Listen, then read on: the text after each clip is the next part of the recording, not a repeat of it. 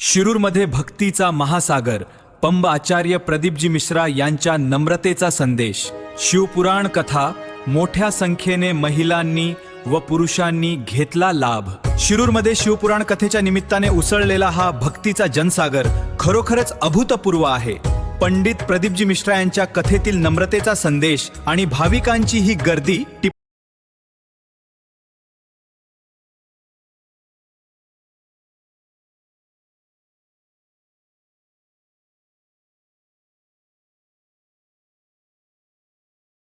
आनंद वाटला, छान वाटलं आणि असं वाटलं की नेहमी असं येत राहू. बरं, ही कितवी कथा आहे तुमची? ही कथा माझी चौथी आहे. चौथी आहे. हो. तर बाबांनी खूप काही दिले बाबांनी. म्हणजे बाबांच्या कथेला आल्यापासून बाबांनी दिलं, हे हा. अनुभव आले. आणि जे मेन म्हणजे घरात आमचे मिस्टर मेन डॉक्टर आहेत ना, ते पण शेवटी डॉक्टर आहे म्हणल्याच्या नंतर आहेतच ना आजार. पण त्यांना शुगरचा त्रास, बीपीचा त्रास.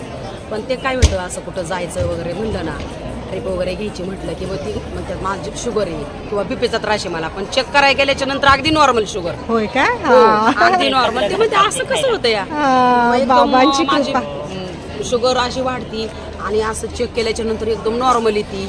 असं कसं काय होतंय? तर मी काय करते, आपलं बाबांनी सांगितलं तसं 1 लोटा जल, त्याच्यानंतर त्याच्यावर बेलपत्री ठेवायचं, बाबांना सांगायचं, ते बेलपत्री आणायची, खायला द्यायची त्यांना.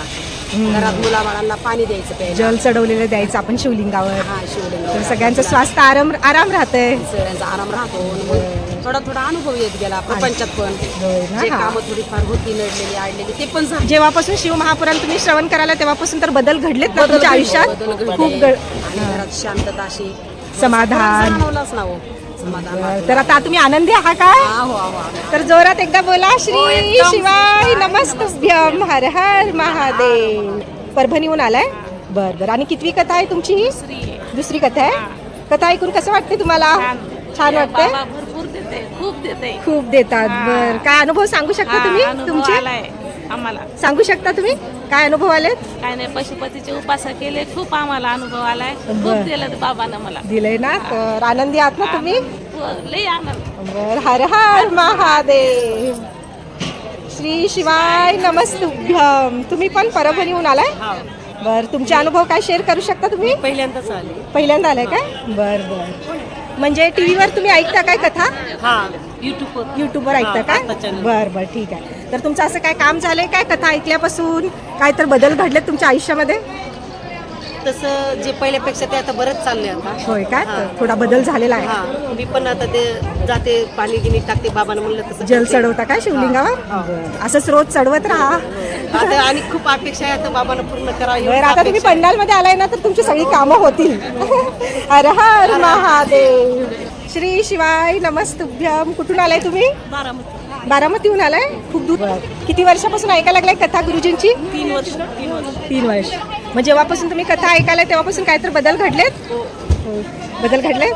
हर हर महादेव. तुम्ही आई काय बोलू शकता? तुमचे अनुभव काय बोलू शकता काय? एकदम अनुभव छान आहे. कुठून आले तुम्ही? बारामती. तुम्ही पण बारामती. आता हे पहिल्यांदा आले तुम्ही? नाही 5वी काय कथा? बरं. कसं वाटतं कथा ऐकून? कसं वाटतं तुम्हाला पंडालमध्ये बसून? छान, म्हणजे असं वाटतं इथं उठून आहे जाऊ इतकं छान वाटतं. एक वेगळाच आनंद असतो ना. वेगळाच असतो. हे मग सगळं सोडून 7 दिवस इथं राहिलेलं आई आपल्या बापाकडे आल्यासारखं वाटतंय ना. म्हणजे बापाच्या आईच्या खुशीत झोपल्यासारखं वाटतंय. तर हे खऱ्या भक्तालाच अनुभवायला येते, सगळ्यांना नाही येते. आता म्हणजे लयपासून वर्षापासून पण एवढं होऊन जात नव्हतं. आता म्हणजे सगळं होऊन जातं. त्याच्यामुळे ना इतकं आम्हाला ही नव्हतं.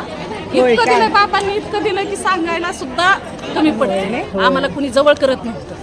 पण जसं पण बाबांच्यात आम्ही शिरलो, आमचा मोठा मुलगा जी शिरला बाबांच्या ह्याच्यात, तसं जे कान भावाला नाही इतकं. आता काय सांगायचं, आताच वाटत आपला विषय झाला. इतकं म्हणजे आमच्या म्हणजे तुम्हाला म्हणजे खायचं पण एवढं तुम्हाला त्रास खायचं. जवळचे लोक सुद्धा आम्हाला विचारत नव्हते, लांब जात होते. आम्ही इथं असून तिकडून जात होते. तर तुमच्या वाईट वेळेमध्ये कोणी तुम्हाला साथ नाही दिलं? फक्त बाबांनी. फक्त बाबांनी बाबांनी दिलं. इतकी साथ दिली ना की काय शब्द कमी पडते की बाबांच्यासाठी. इतकं बाबांनी. आपण आहे ना, बाहेरच्या लोकांच्या पेक्षा आपण बाबांच्यावर विश्वास ठेवायचा, भरोसा ठेवायचा. आताच बाबांनी मला पण इथं पंडालपर्यंत आणून सोडलं. बाबांनी अजून अनुभव काय सांगू ह्याच्यात. यातून का हा. गाडीतून उतरलो रिक्षातून उतरले की मोटरसायकलवाल्यानी म्हणजे बाबांनी इथपर्यंत तो घरातूनच आपला हात धरलेला असतोय आणि आपल्याला पंडालपर्यंत आणून पोहोचवतोय. पंडालपर्यंत म्हणजे पंडालच्या पायरीला आणून मला सोडलं बाबांनी आता की बस असं आता का 7 दिवस नसतं आनंद घ्या बाबांचा? तुम्ही कथाचा.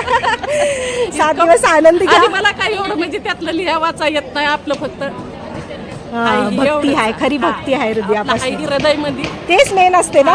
बाकी दुसरं काय आपल्याला येत नाही काय नाही तसलं आपलं साधं बोळ बाबा आई तुझ्या आणि चरणावर जोरात आणलेलं. बोला हर हर महादेव. श्री शिवाय नमस्तुभ्यम. कुठून आलाय तुम्ही? कोकणातून आलाय?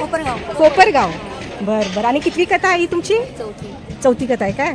बर. जेव्हापासून कथा ऐकायला तेव्हापासून काय बदल घडलेत आयुष्यात? खूप म्हणजे खूप मनाला शांती होती. मेन म्हणजे माझे मिस्टर त्यांना हे नव्हतं ते कथाला यायला लागले ते होऊन म्हटले चल आपल्याला जायचं म्हणून. तुमच्या मिस्टरांना विश्वास नव्हता का तेवढा? विश्वास होता पण म्हणजे एवढं गॅरंटी नव्हती ते येतील म्हणून. आले का आता मग आज? आले. दुसरी कथा आहे त्यांची संघ आमची ऐकायला. तिसरी होय का? बरं. बाबांनी ओळखले की तुमची इच्छा आहे की आपले पती पण यावं कथा पंडालमध्ये. सिओरला सुद्धा आम्ही गेलेले जाऊन आले का? जाऊन आलो. बाबांनी म्हणजे त्यांचं 52 टाकीचं ऑपरेशन झालेले हा 14 मध्ये होय का? ब्रेनचं. हा. पण देवानी त्यांना वाचवलं. तुमची भक्ती कामाला आली. श्री शिवाय नमस्तुभ्यम. हर हर महादेव. महादेव. तुमचे काय अनुभव आहेत काय? खूप आहे. मनाला खूप शांती वाटते. शरीर स्वस्थ राहतं. घरात पण शांतता वाटते. कथा दुसरी कथा आहे माझी. दुसरी कथा आहे काय? बर. आता आनंद घ्या 7 दिवस कथामध्ये. श्री शिवाय नमस्तुभ्यम. तुम्ही काय बोलणार तुमचे अनुभव? काय अनुभव आहे